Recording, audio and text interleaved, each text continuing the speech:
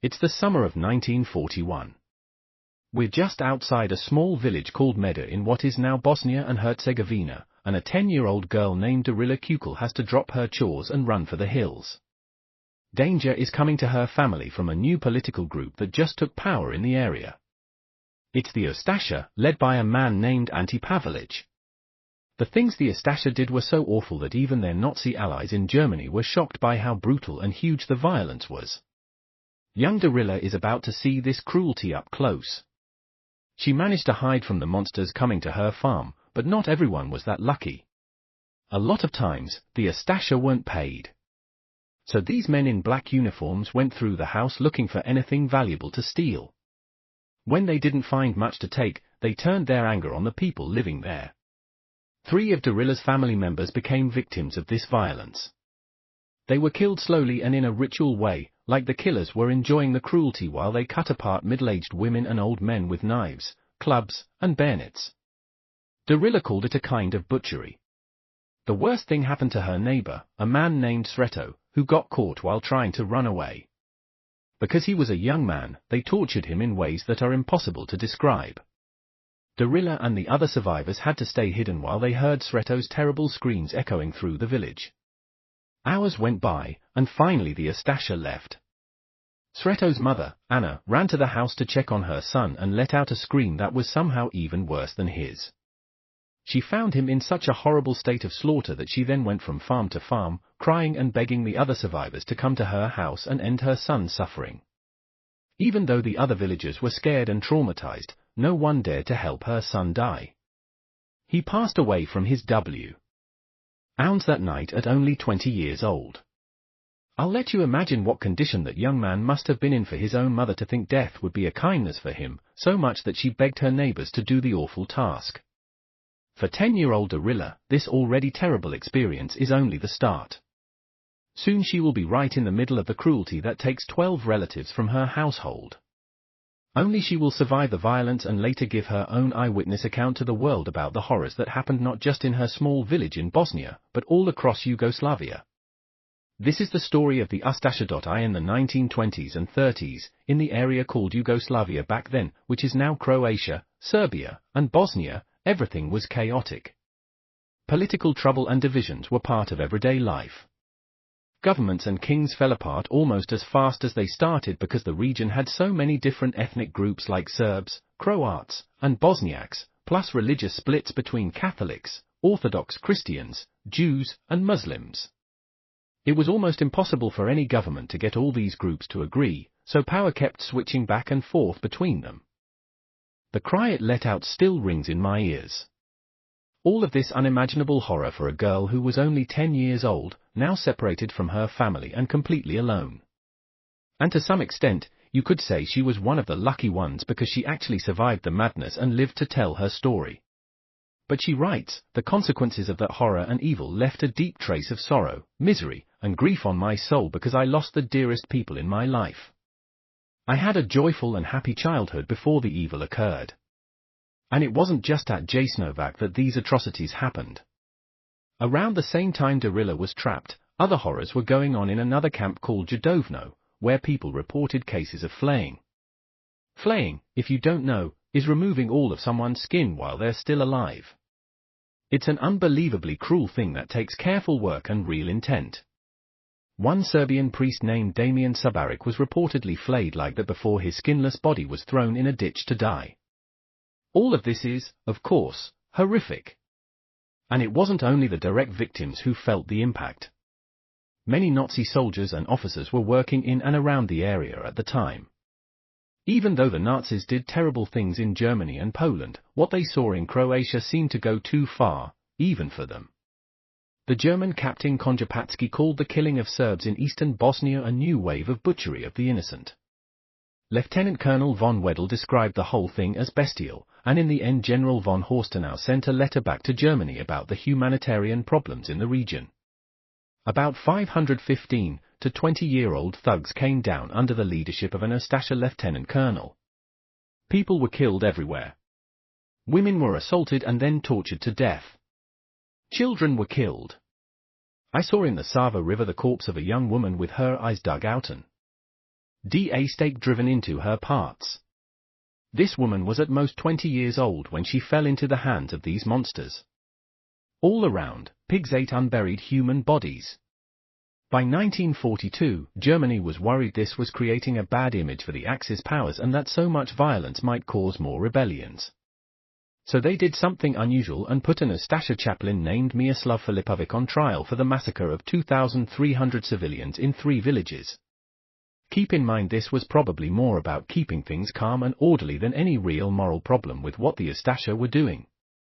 Either way, it caused a small split between Germany and Croatia. When a German general said the Ustaše had killed 500,000 Serbs in this awful way. Mothers, girls, and children under 10 were taken from Mostar and Sabak to the Sumari station, where they were unloaded and taken into the hills, with live mothers and their children tossed down cliffs. Poor souls, they were calm. I will not say more. I would go too far. Violence came in big mass killings but also in smaller, random moments of savage chants where helpless Serbs were attacked just because some Ustaše member felt like it. The historian Jonathan Steinberg tells us about these crimes. Serbian and Jewish men, women, and children were hacked to death.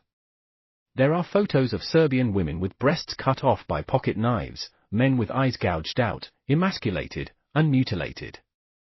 On top of the organized violence, there were also groups of unpaid volunteers, sometimes called the Wild Ustaše, who wandered the Serbian countryside looking to drive out Serbs, kill whoever stayed, and pay themselves by robbing the victims' houses and taking anything valuable. It was these so-called Wild Ustaše who came for Darila Kukul's family, the 10-year-old girl we started with. And now we will follow her story through the horror. A few days after the first raid that took 3 of Darila's family members and left her 20-year-old neighbor begging to be put out of his misery, they came back for the Kukul family. This time they did more damage. All of Darila's family got captured and slowly sent toward the Jasenovac concentration camp. Men and women were separated right away and made to wait in a nearby village, the women in a yard outside a church, the men in a meadow on the other side. They were told to wait there because the camp was too full for more prisoners right now. What the Ustaše didn't tell Darila was that they were making space for her and her family by killing the people already inside the overcrowded camp. After 10 days of waiting, the men were loaded onto TR. and driven away.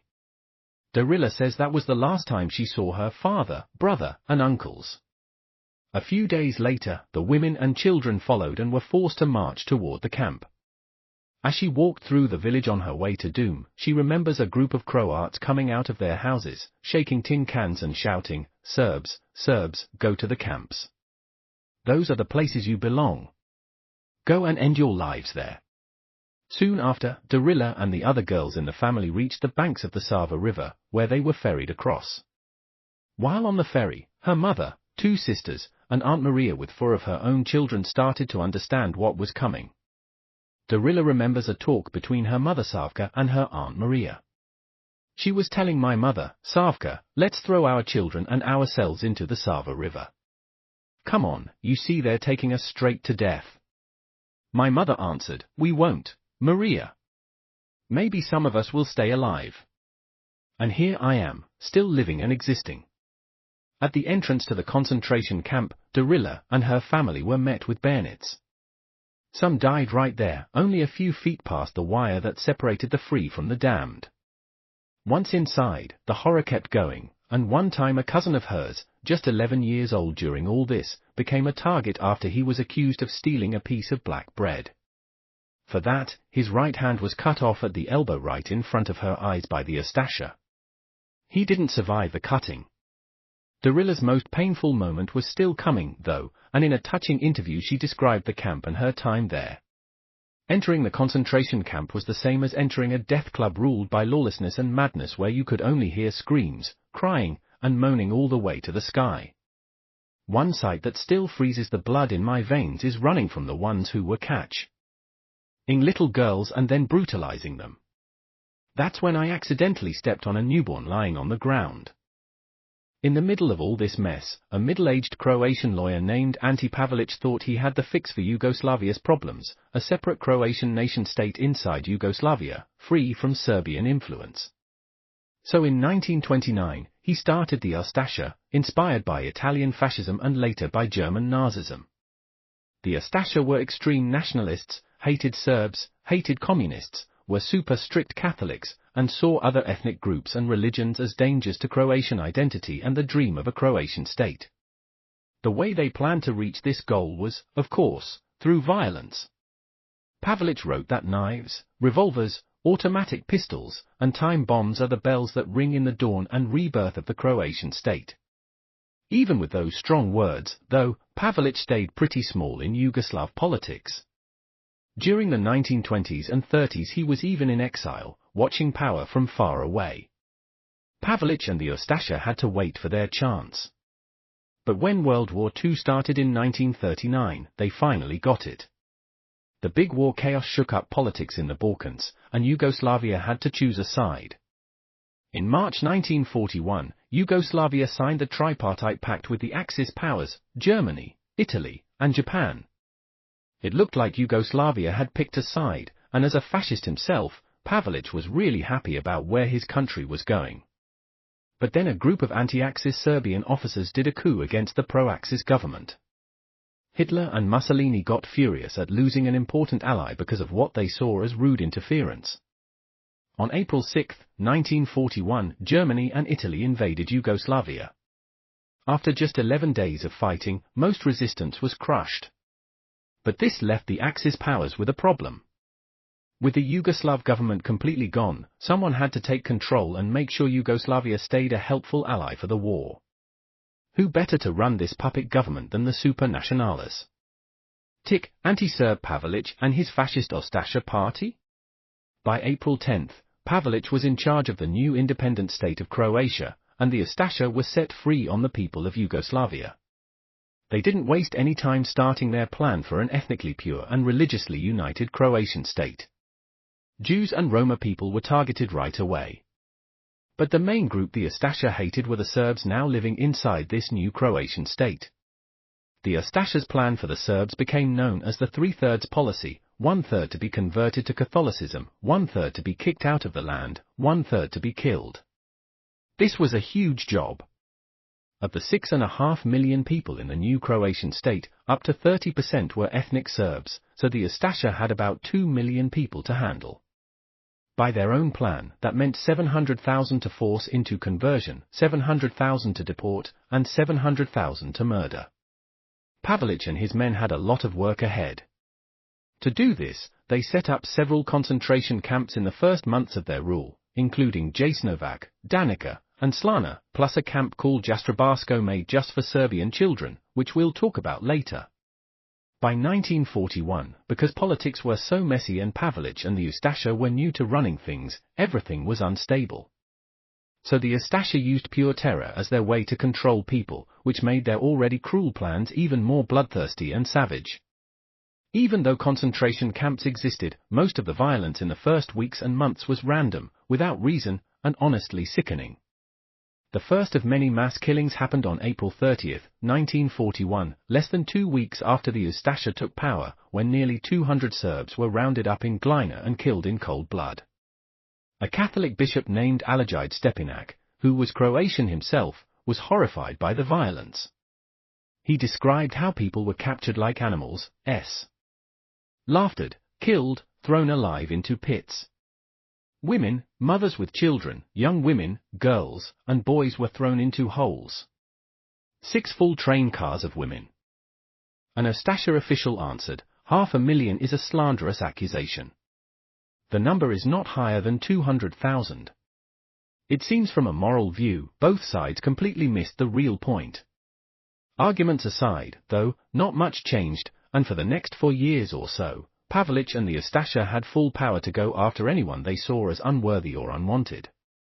Numbers are argued about, but as many as 500,000 people died in the fires of ethnic hate and fascist extremism. All of this finally ended in 1945 when World War II was finally coming to its big finish. Without money and military help from Germany and Italy, the Ustaše started falling apart.